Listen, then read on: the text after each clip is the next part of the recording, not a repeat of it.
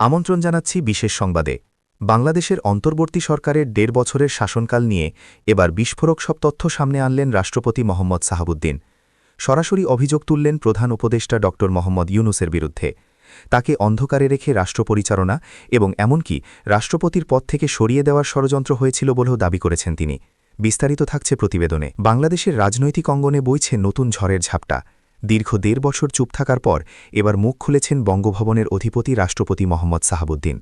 একটি জাতীয় দৈনিককে দেওয়া একান্ত সাক্ষাৎকারে তিনি জানিয়েছেন, অন্তর্বর্তী সরকারের প্রধান উপদেষ্টা ড মোহাম্মদ ইউনূসের সাথে তার দূরত্ব ছিল আকাশচুম্বী। রাষ্ট্রপতির প্রধান অভিযোগ সংবিধান লঙ্ঘন। তিনি জানান, প্রধান উপদেষ্টা অন্তত ১৪ থেকে ১৫ বার বিদেশ সফর করলেও একবারও নিয়ম মেনে রাষ্ট্রপতিকে অবহিত করেননি। এমনকি আমেরিকার সাথে হওয়া গুরুত্বপূর্ণ বাণিজ্য চুক্তির বিষয়েও তাকে রাখা হয়েছিল সম্পূর্ণ অন্ধকারে। প্রধান উপদেষ্টা সংবিধানের কোনো বিধান মানেননি।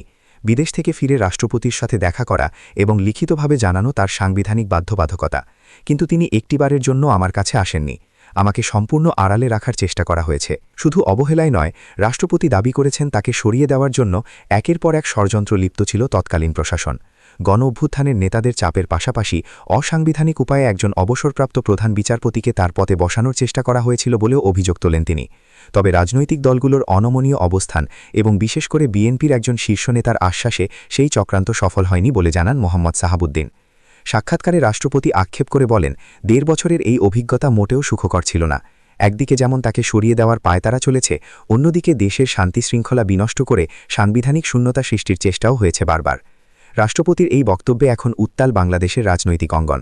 সরকার ও রাষ্ট্রপতির এই চরম বৈরিতা দেশের ভবিষ্যৎ রাজনীতিতে কী প্রভাব ফেলে, এখন সেটিই দেখার বিষয়। এই ছিল এখনকার মতো বিশেষ সংবাদ। আমাদের পরবর্তী বুলেটিন দেখার আমন্ত্রণ রইল। ধন্যবাদ।